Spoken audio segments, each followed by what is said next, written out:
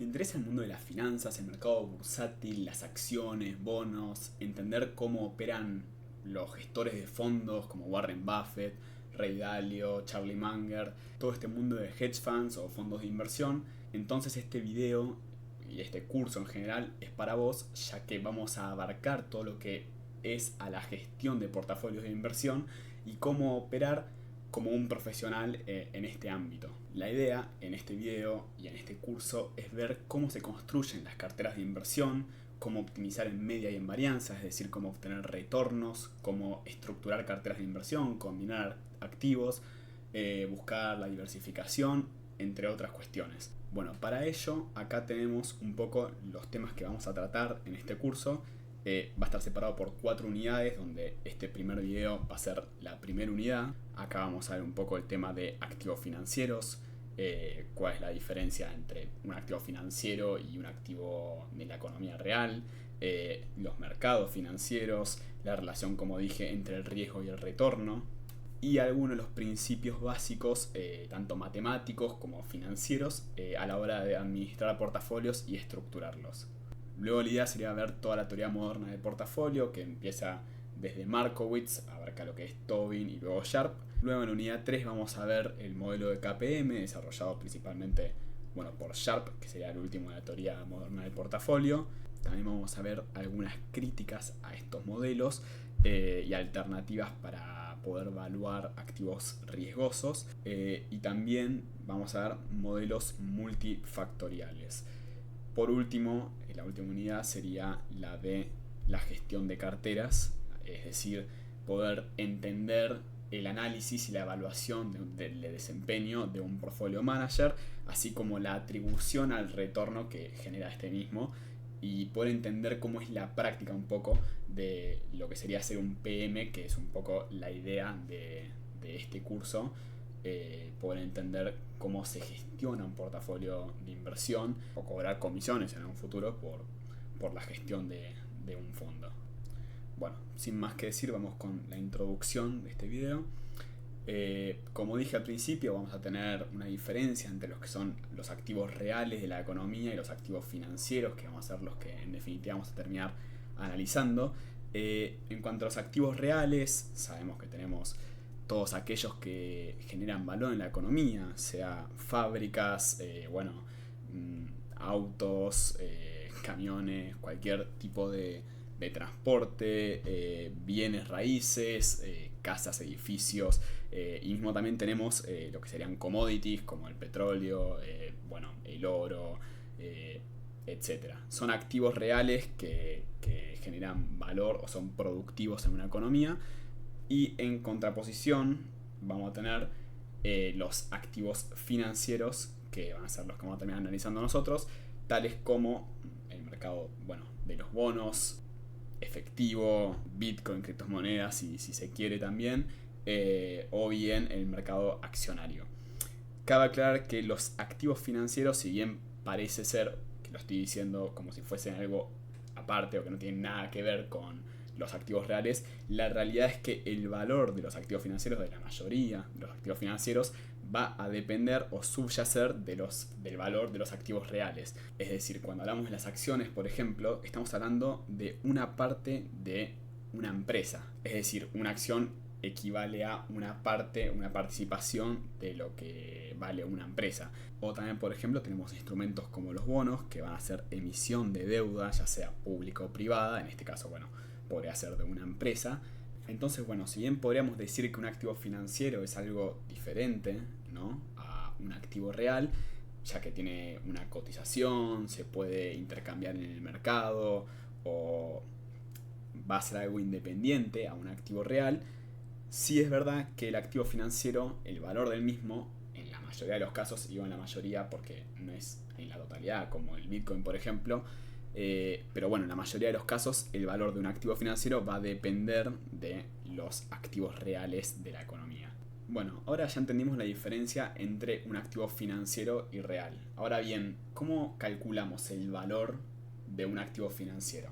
Para ello lo que vamos a decir es que todo activo financiero vale por los flujos de fondos futuros que genera descontados a una tasa que refleje el riesgo del mismo.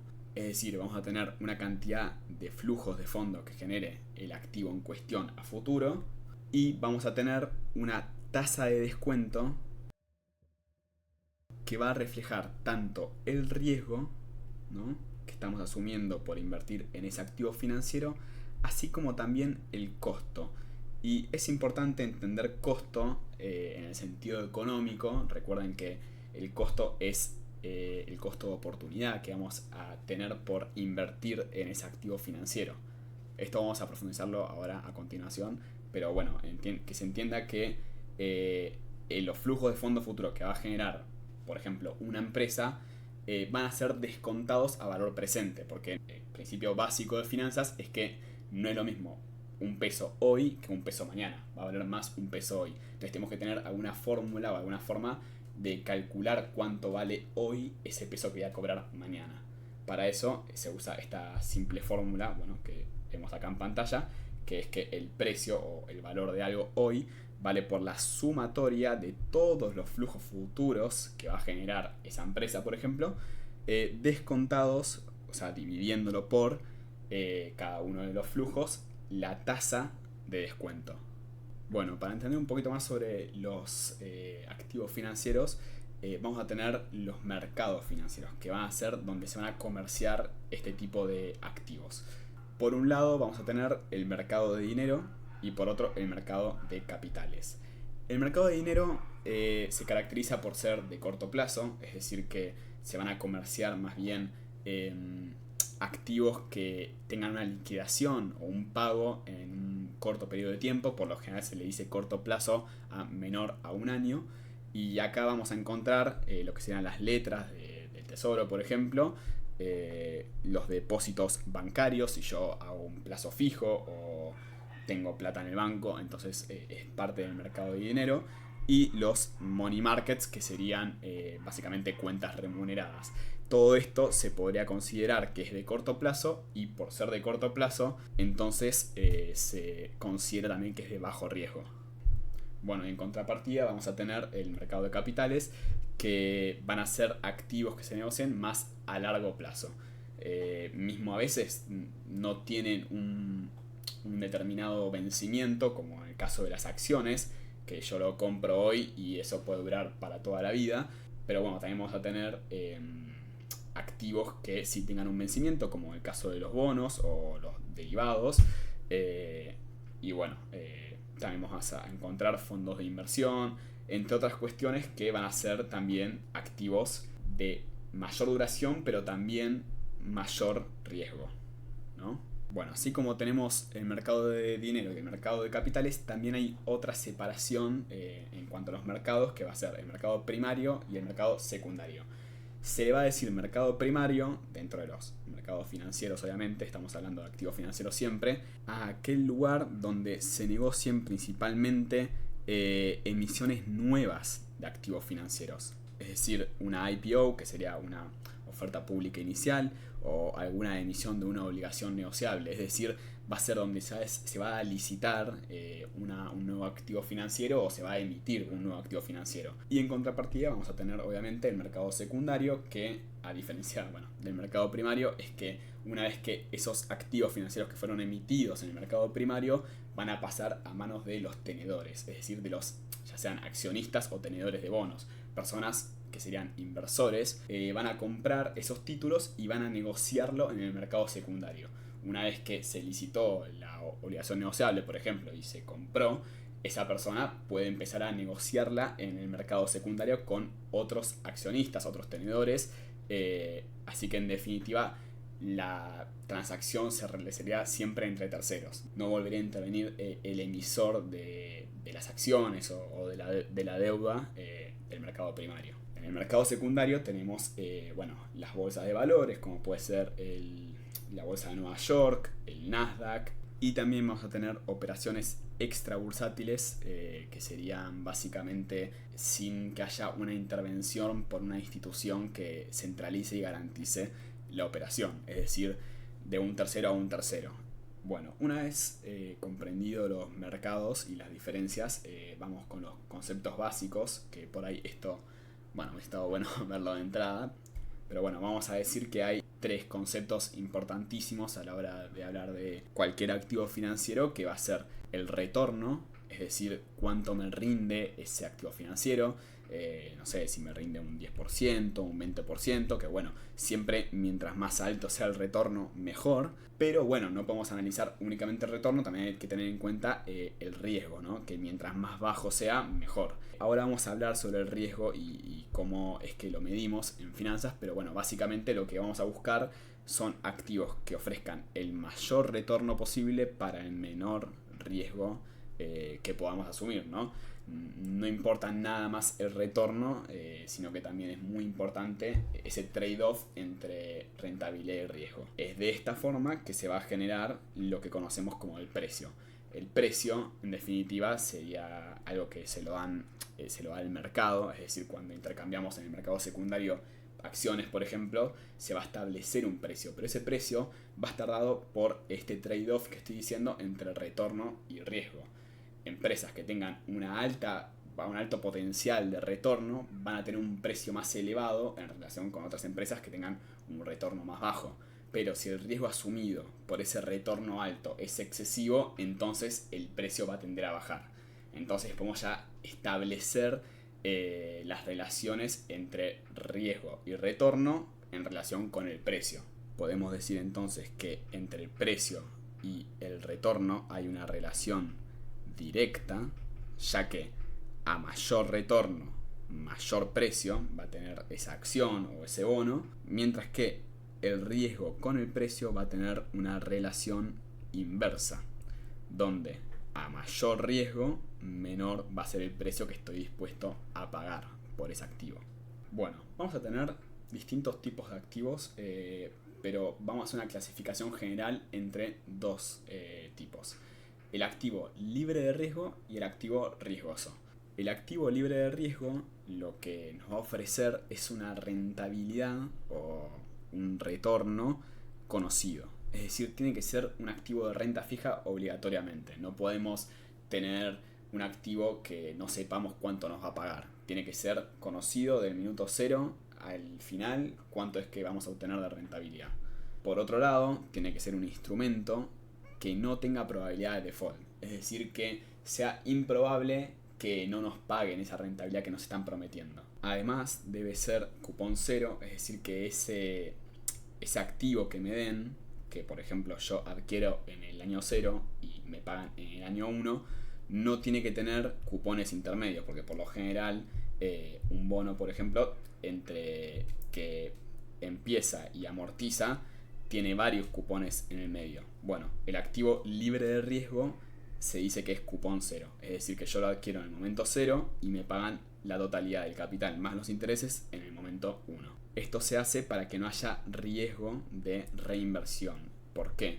Porque si un activo que tiene pagos intermedios tiene distintas tasas del mercado a la hora en que voy a reinvertir los cupones que me paguen en los plazos intermedios, se podría decir que la rentabilidad final total, la sumatoria de estas rentabilidades que voy reinvirtiendo a lo largo del tiempo, van a diferir de la rentabilidad que me ofrece al principio. Entonces voy a tener un riesgo de reinversión ahí.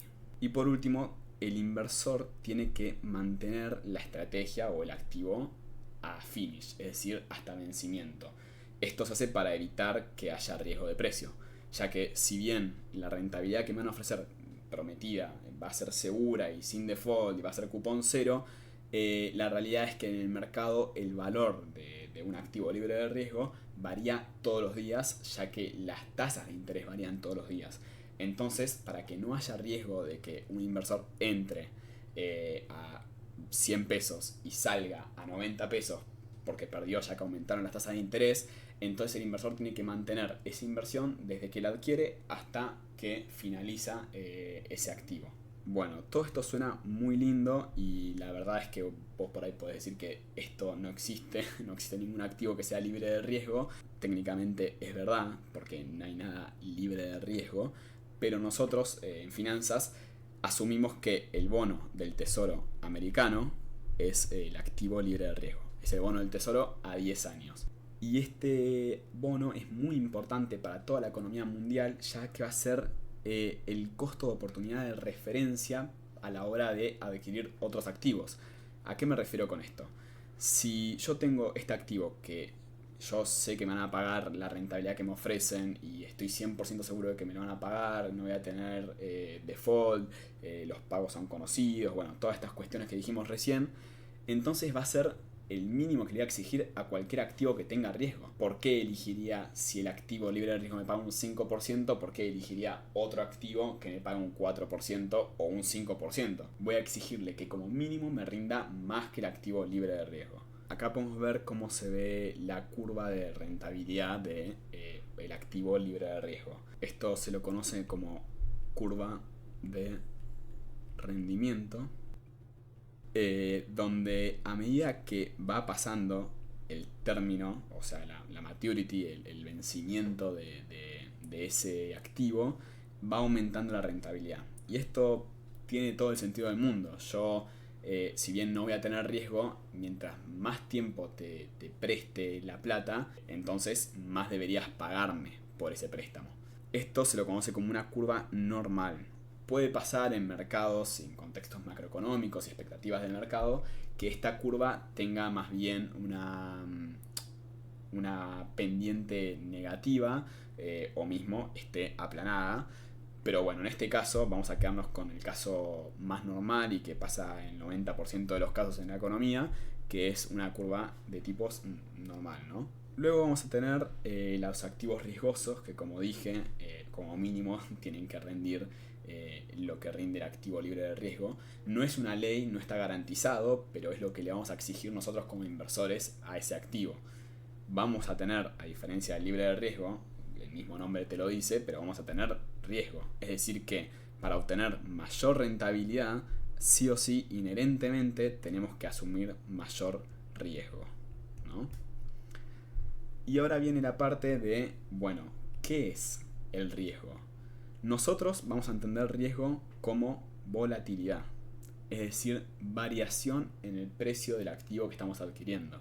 Un activo muy pero muy volátil, como el caso de Bitcoin, es, al menos financieramente hablando, más riesgoso que Coca-Cola, por ejemplo, como acción, que tiene un cambio en el precio más tranquilo. Estadísticamente esto se puede ver como, la volatilidad se puede analizar como varianza o bien como desvío estándar, que sería su raíz cuadrada, que no sería otra cosa que los rendimientos observados menos la rentabilidad media, al cuadrado, dividido el conjunto de observaciones observadas.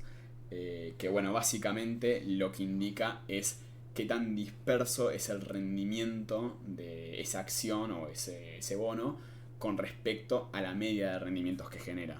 Para entenderlo, veamos este gráfico de Apple, de cómo se comportó la acción los últimos 5 años. Se puede ver eso en el eje X, mientras que en el eje Y se ve el precio de la acción. Acá podemos ver y podríamos decir que la rentabilidad fue de un 133% en este periodo de tiempo. Esto quiere decir que la rentabilidad media en cada uno de los años fue aproximadamente de un 26%.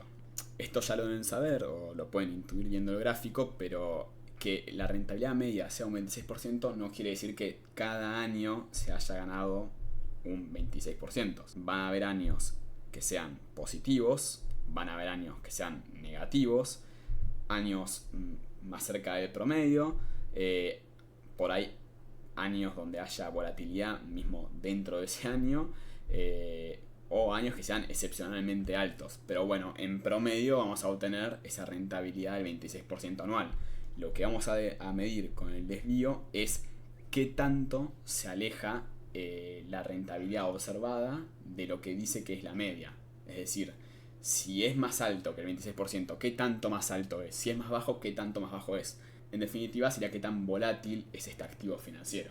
Bueno, volviendo acá, la diferencia también va a ser que vamos a tener probabilidad de default, es decir que nosotros podemos comprar una acción de Apple, como vimos recién, pero no tenemos una garantía del 100% de que la empresa no va a quebrar.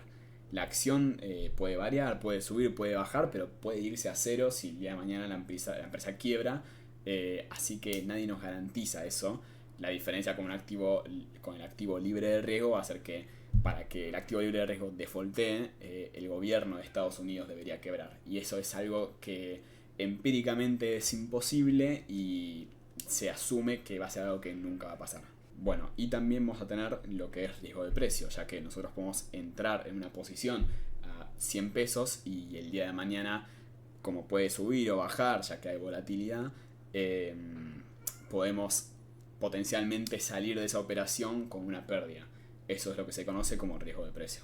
Una vez comprendido lo que sería la varianza y el desvío estándar, yo recomiendo que si estos conceptos no están muy claros por ahí, ver algún video o estudiar un poco sobre estadística, ya que en finanzas se usa demasiado la estadística para poder calcular rendimientos o riesgo. Pero bueno, ahora lo que vamos a tener es la covarianza. Esta, como dice acá, va a medir el grado de variación conjunta de dos activos. Es decir, qué tanto varía un activo cuando varía el otro. También vamos a medirlo de una forma parecida a lo anteriormente visto, ya que vamos a medir el rendimiento observado contra la media del rendimiento de esa acción, pero la idea acá es compararlo con otro activo. ¿Para qué? Para poder entender qué tan relacionados están. Si por ejemplo comparamos la acción de Apple, que por ahí tiene una alta volatilidad, pero lo comparamos contra una acción como Coca-Cola, vamos a ver que por ahí la volatilidad de Apple puede ser, no sé, digamos de un 30%, hablando en desvío, ¿no? Mientras que la volatilidad de Coca-Cola puede llegar a ser de un 15%. Y a través de esta fórmula es que vamos a obtener cuál es la variación conjunta de estos dos activos. En una cartera de inversión podemos encontrar, acá tenemos dos activos, la volatilidad de la cartera se calcularía de esta forma, que vamos a tener por un lado el riesgo individual de cada una de las acciones que tenemos en el portafolio multiplicado por el peso de esa acción o de ese activo riesgoso en la cartera. Es decir que si en nuestra cartera, por ejemplo, tenemos dos activos, como dijimos antes, de Coca-Cola y de Apple, y tenemos una composición de un 80% en Apple y un 20% en Coca-Cola, lo que tenemos que analizar es multiplicar cada uno de estos ponderadores por la volatilidad individual de cada uno de estos, ¿no?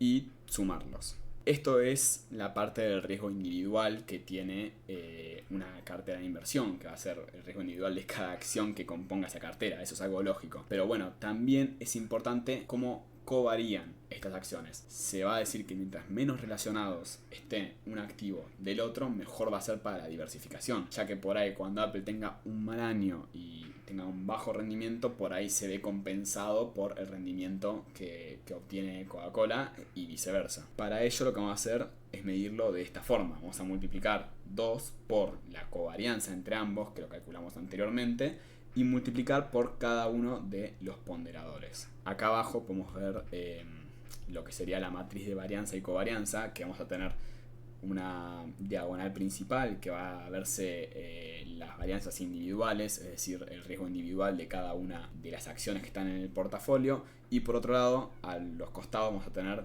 la covarianza entre estos dos activos. Cuando se agrega un activo a la cartera, como en este caso donde tenemos 3 activos, la matriz de varianza-covarianza va a ser más grande.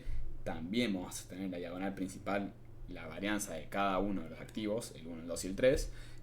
Y vamos a tener a los costados de nuevo la covarianza entre el 1 y el 2, la covarianza entre el 1 y el 3 y la covarianza entre el activo 2 y el activo 3. Esto es lo que se conoce como matriz de varianza y covarianza, que es importantísimo a la hora de calcular el riesgo total que tiene una cartera de inversión. Si bien puede parecer muy larga la fórmula, la verdad es que no es otra cosa que lo que estuvimos viendo recién.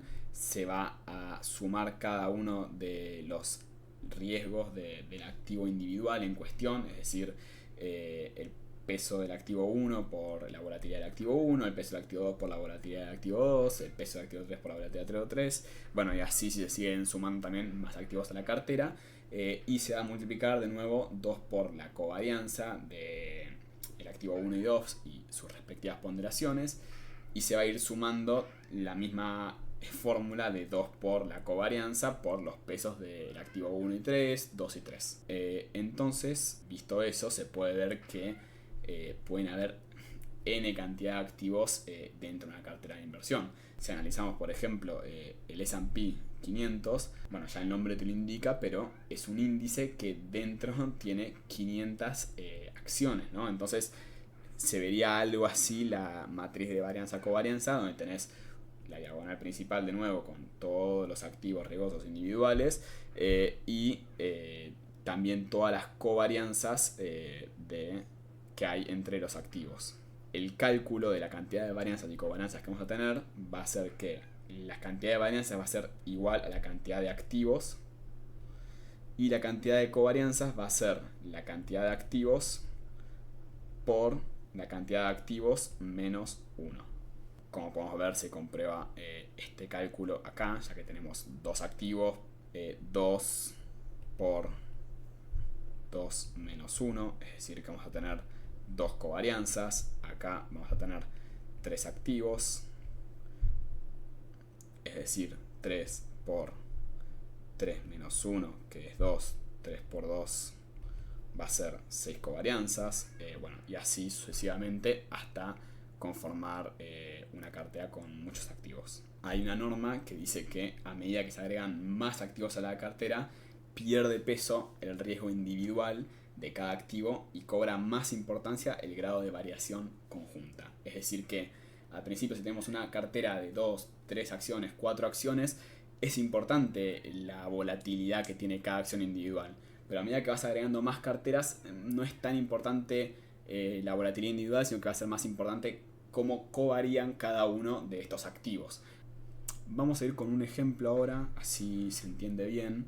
Están los datos. Vamos a tener el activo 1 que rinde un 15%, el activo 2 que va a rendir un 10%.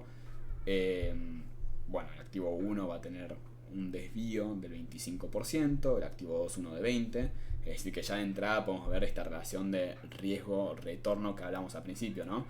Un activo que tenga mayor riesgo se le va a exigir o se le va a esperar que tenga una mayor rentabilidad, y un activo que tenga menos riesgo se va a esperar o vamos a exigirle una menor rentabilidad, y esto se va a ver reflejado en el precio.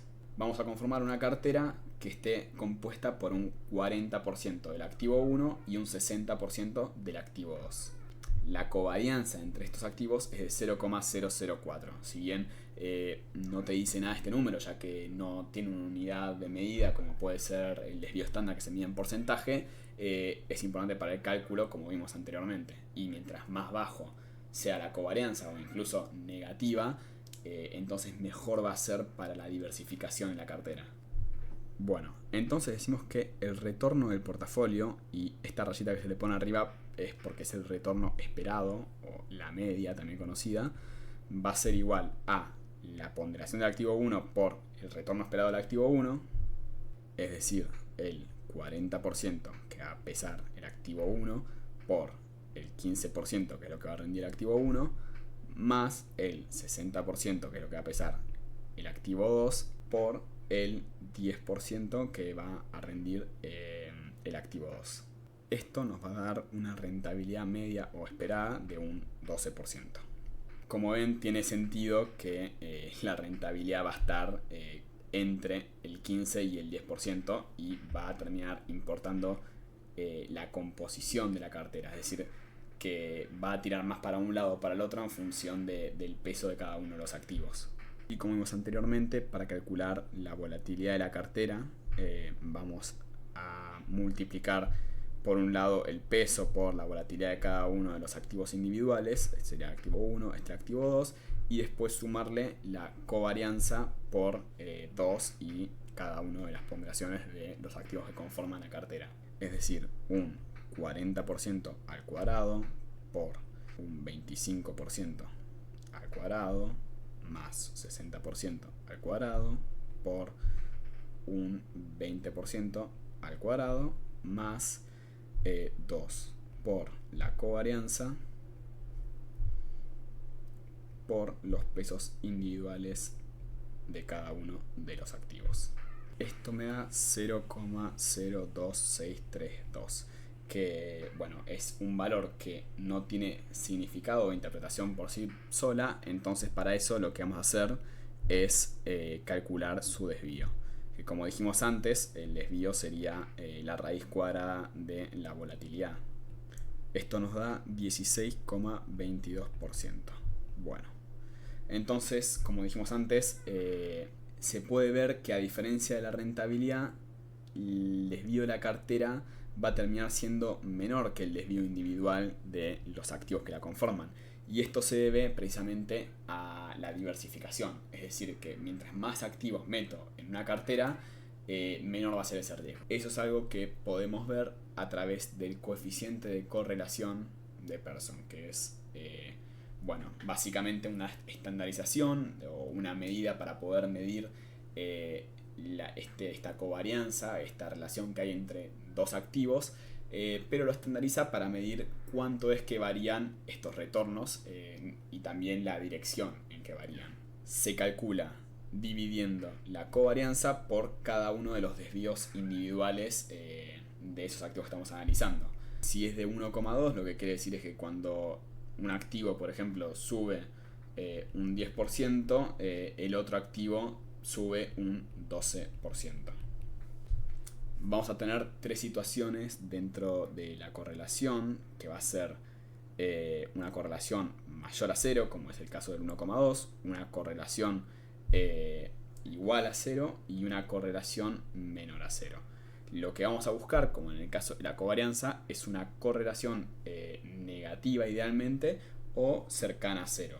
Mientras más alta sea la correlación, es decir, la relación que hay entre estas dos variables, entonces menos diversificación real habrá. Gráficamente se podría ver de esta forma que los retornos de los dos activos tienen una relación directa y se comportan de forma similar, mientras que una descorrelación o una correlación igual a 0 se vería más como puntos aleatorios que no tengan ninguna relación.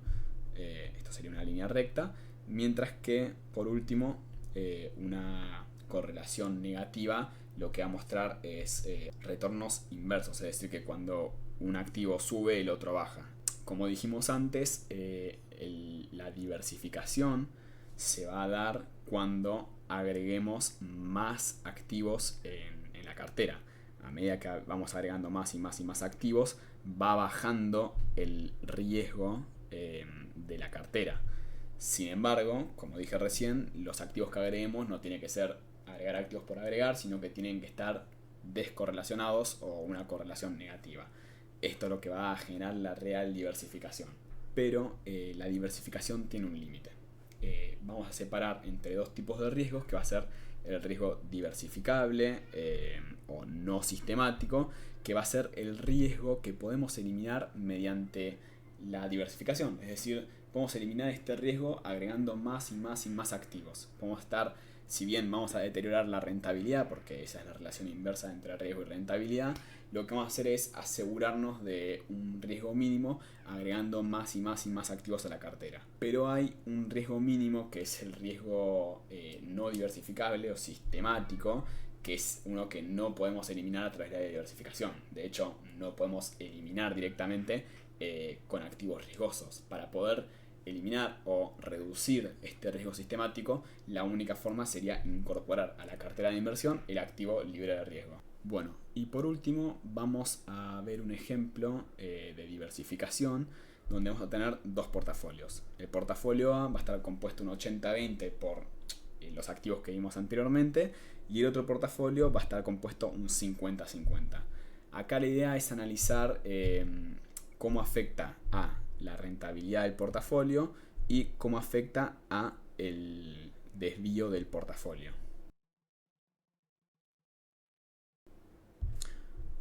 Bueno, una vez calculado todo, podemos ver lo que intuíamos en un principio, que la cartera A, como tiene más peso en el activo 1, que es el que más rentabilidad promete, entonces es la cartera que más va a rendir.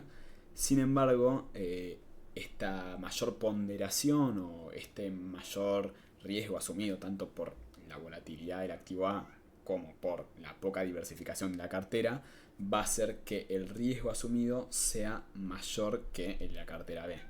Entonces, vemos de nuevo la relación inversa que va a haber entre riesgo y rentabilidad, ¿no? Donde a mayor rentabilidad exigida o pretendida, vamos a tener que asumir un mayor riesgo. Y eso es inherente para todos los activos riesgosos. Ahora bien, ¿cuál de las dos carteras es más beneficiosa en cuanto a la rentabilidad o en cuanto al riesgo? Si dijimos que tiene que haber un trade-off entre riesgo y rentabilidad, ¿cómo podemos decidir cuál es la mejor cartera? Bueno, para eso hay distintas formas de medirlo. Sin embargo, eso lo vamos a ver en el próximo video. Así que nada, suscríbete para enterarte y nos veremos en el próximo video. Adiós.